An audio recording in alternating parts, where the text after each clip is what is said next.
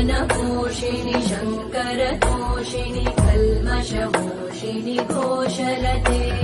धनुजनिरोषिणि दितिसुतरोषिणि दुर्मदशोषिणि सिन्धुसुते जय जय हे महिषासुरमर्दिनि रम्यकपर्दिनि शैलसुते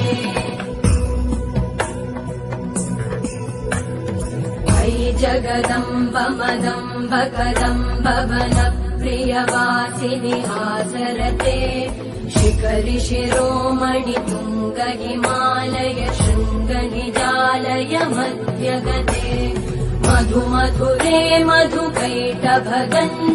कैटभभञ्जिनि रासरते जय जय हे महिषासुरमर्दिनि रम्यकपर्दिनि शैल